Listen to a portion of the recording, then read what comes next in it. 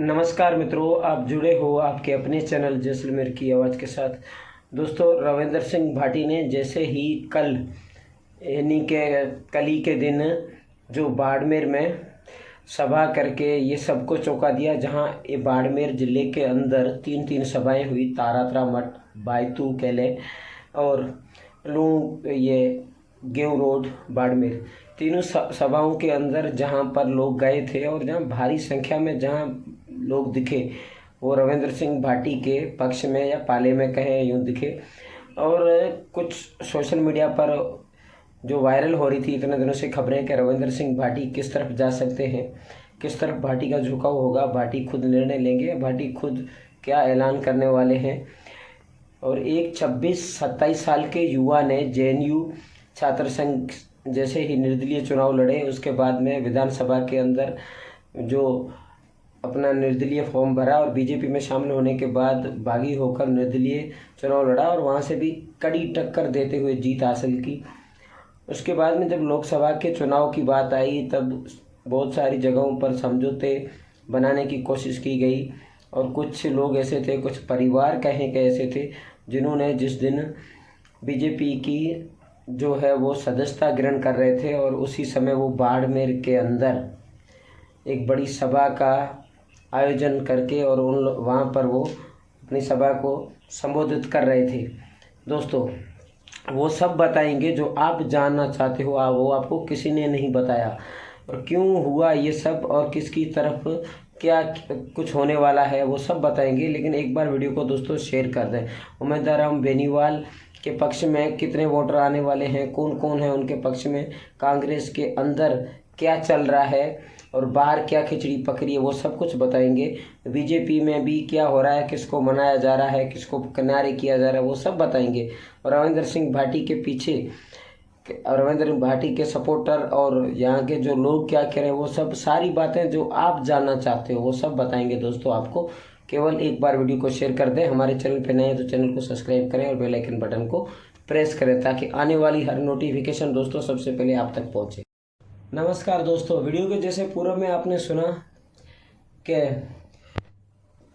रविंदर सिंह भाटी के बारे में, कांग्रेस और बीजेपी के बारे में, जिन्होंने अपने अपने बड़े बड़े उम्मीदवार यहाँ पर घोषित किए।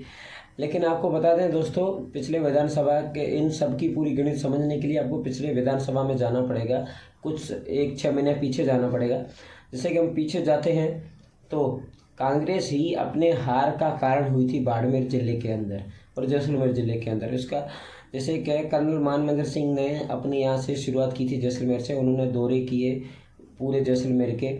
लगभग सोशल मीडिया पर ये तय था, लगभग सारे लोग कह रहे थे ये टिकट तय थी और कुछ ही कांग्रेस के नेताओं के अनबन के कारण ये टिकटें अंत समय में उलट पुलट हो गई और उसकी हार की वजह बने।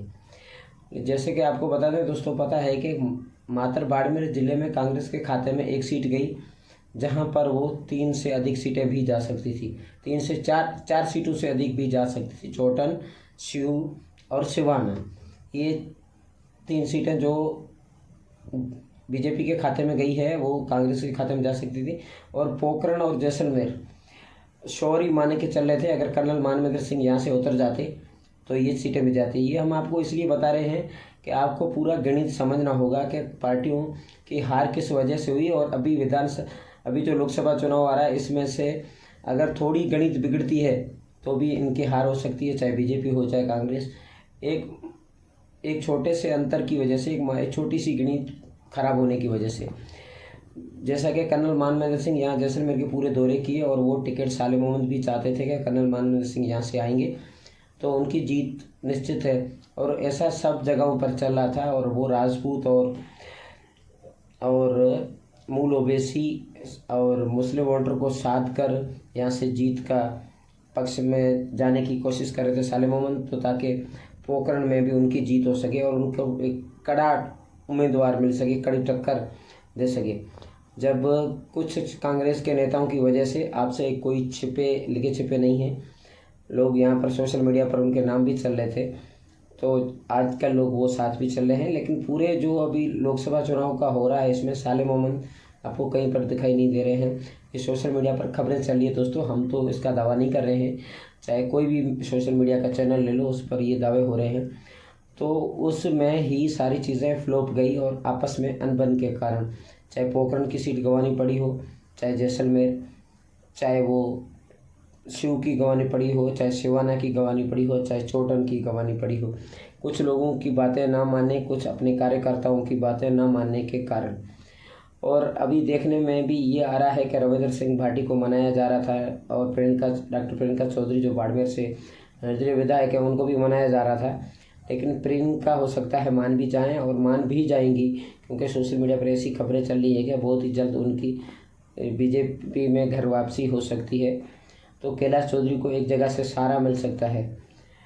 और रविंद्र सिंह भाटी को मनाने के पूरे प्रयास भी हुए, लेकिन उनकी जो 3 मांगें थी वो उन पर वो अड़े रहे। लेकिन सोशल मीडिया पर ये खबरें चल रही हैं कि इन 3 मांगों के चलते रविंद्र सिंह भाटी बीजेपी में शामिल नहीं हो पाए। उनकी 3 मांगें नहीं मानी गई हैं दोस्तों, ऐसा सुनने में आ रहा है। वो मांगें थी बाड़मेर जैसलमेर की ओरण के बारे में, डीएनपी के जो क्षेत्र में जो ज़मीन है उनके बारे में। तीसरी मांग थी कि यहाँ पर जो कंपनियां काम कर रही है, जहाँ पे जो गारमेंट जो भी कार्य हो रहा है कंपनियों के द्वारा, उनमें 75% यहाँ के स्थानीय लोगों के रोज़गार के बारे में। वो चीज़ों पर बात नहीं बनी और उसकी वजह से नहीं। लेकिन जो और इसके अलावा और भी कई मुद्दे हैं उनकी भी थी, क्योंकि दोनों पार्टियों ने काफ़ी सालों तक मूल ओबीसी को इस क्षेत्र में निराश किया है। SC ST को निराश किया, उनके उम्मीदवारों को उन्होंने उतारा नहीं है लोकसभा के लिए दोस्तों। तो उसमें से मूल ओबीसी के भी काफ़ी जो लोग हैं वो काफ़ी नाराज़ हैं और मूल ओबीसी की वजह से ही रविंद्र सिंह भाटी शिव में जीते थे। और उसकी वजह यही लोकसभा चुनाव जो है वो भी बन सकता है। मूल ओबीसी का SC ST है, चाहे मुस्लिम वोटर है, चाहे राजपूत वोटर है, पर हर साल में लगभग ज़्यादातर देखा जाए तो बायतू ही क्यों विधानसभा के जो लोकसभा के लिए बायतू के लोग ही आगे क्यों आ रहे हैं। जैसे कि कल हरीश चौधरी कह रहे थे कि हेमाराम जी कह रहे थे कि जो विधानसभा में हारता है बायतू की ये रिवाज है, उसे लोकसभा में जीता कर भेजो। लेकिन बायतू ही क्यों? बाकी गांव नहीं है क्या? बाकी लोग नहीं है क्या? बाकी समाजें नहीं है क्या? सिर्फ चौधरी उनके वोटर ज़्यादा है, पर मूल ओबीसी के उनसे भी दोस्तों कहीं ज़्यादा निकल सकते हैं। क्योंकि अगर उन पर विश्वास जताया जाए, सांगाराम DGP जो पूर्व DGP रह चुके हैं और वो अभी कहीं नहीं दिखाई दे रहे हैं दोस्तों। जैसे कि कल आपको पता है कि बाड़मेर में एक सभा हुई जहाँ पर 3 जगहों पर हुई, बायतू, तारातरा मठ और बाड़मेर गेहूं स्थल रोड पर। आज डॉक्टर प्रियंका चौधरी ने अपने समर्थकों के पूछकर बोला मैं जाऊंगी बीजेपी में, लेकिन उनका जाना तय है, निश्चित है। लेकिन रविंद्र सिंह भाटी के जहाँ पर भीड़ दिखी, जहाँ पर लोग दिखे, और वहाँ पर लोग वो भी दिखे जो मानवेंद्र सिंह के सपोर्टर थे, वो खुले में कहते दिखे कि हमें कर्नल मानवेंद्र सिंह की वजह से प्रभावित होकर हम राजनीति में आए हैं। चाहे वो मुस्लिम समाज के हो, चाहे वो राजपूत समाज के हो, चाहे वो मूल ओबीसी समाज के हो, जो बीजेपी के और कांग्रेस के वोटर रहे हैं और खुले में छाती ठोक कर साथ रहे हैं, वो लोग कह रहे थे हमें रविंद्र सिंह भाटी चाहिए। आखिर वो लोग कह रहे हैं तो कुछ तो इसके पीछे भाई बंदे में दम है, उन लोगों की आवाज़ उठाने में उसमें मदद की है। लेकिन सब लोगों की नाराज़गी क्यों है? ये पार्टियां इन लोगों को दूर क्यों रखा और दूर रखने की वजह क्यों रही?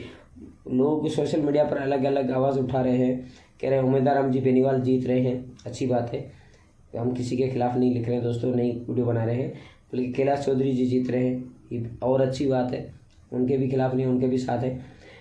बट एक चीज़ है, लोग कह रहे हैं एक चीज़ और है कि अगर रविंद्र सिंह भाटी जब 4 तारीख का नामांकन फॉर्म भरेंगे और रविंद्र सिंह भाटी को देखकर सोशल मीडिया पर उनका क्रेज देखकर कुछ रिकॉर्डिंगें भी वायरल हो रही हैं, उनमें से उन्हें बिच्छू से सफ़ेरा तक कहा जा रहा है, सफोला तक कहा जा रहा है, बिच्छू से, ऐसी भी रिकॉर्डिंगें वायरल हो रही है दोस्तों सोशल मीडिया पर, ग्रुपों में अलग अलग। वो कह रहा है कि एक व्यक्ति रिकॉर्डिंग वायरल करके कह रहा है कि मैं अमिताराम बेनीवाल का सपोर्टर नहीं हूं, पर कैलाश चौधरी हार रहे हैं, वो खुद स्वीकार करें। कैलाश पढ़ा लिखा व्यक्ति है दोस्तों, कह रहा है कैलाश चौधरी हार रहे हैं और तभी हमें एक होना चाहिए अमिताराम के लिए, क्योंकि वो हमारे समाज का है।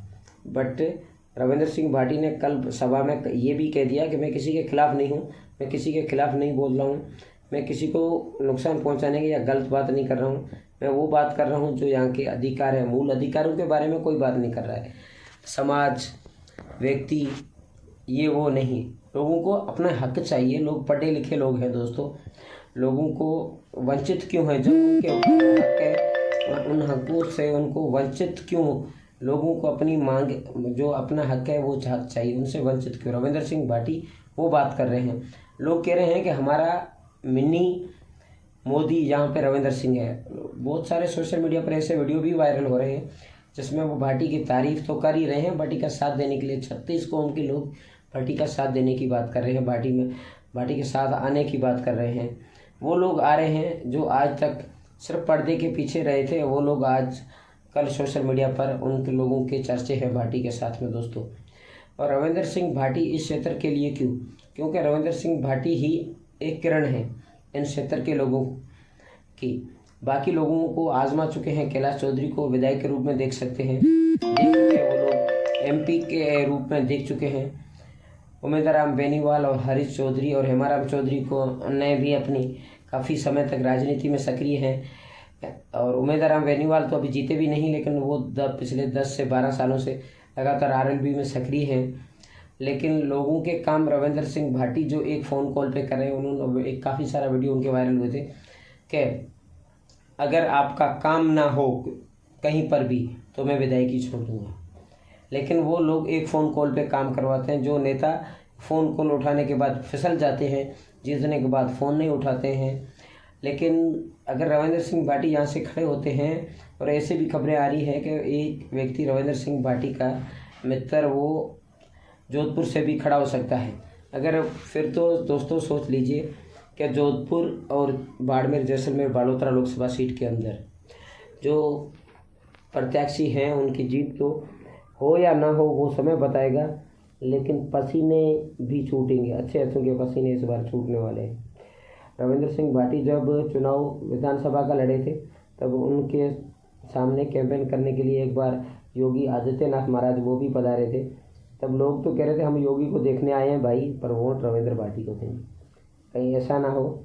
और यहाँ पर भजनलाल शर्मा जी हैं, वो जो मुख्यमंत्री राजस्थान के हमारे, वो भी यहाँ पे आने वाले हैं कैलाश चौधरी के नामाकरण में।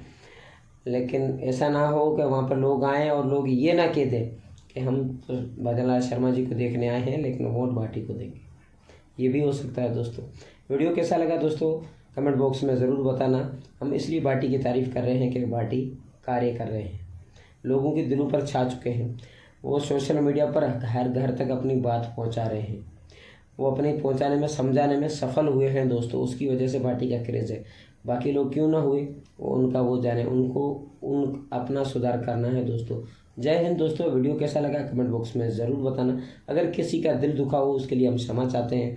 हमारा दिल दुखाना नहीं बल्कि लोगों तक जो बात है वो पहुंचाना है। काफ़ी सारे वर्ग हैं जो इन पार्टियों से नाराज़ क्यों हुए, वो उन पार्टियों को सोचना है दोस्तों। जय हिंद। मिलेंगे किसी अगले वीडियो में, तब तक के लिए नमस्कार। एक बार वीडियो अच्छा लगा हो दोस्तों शेयर अवश्य करना। जय हिंद।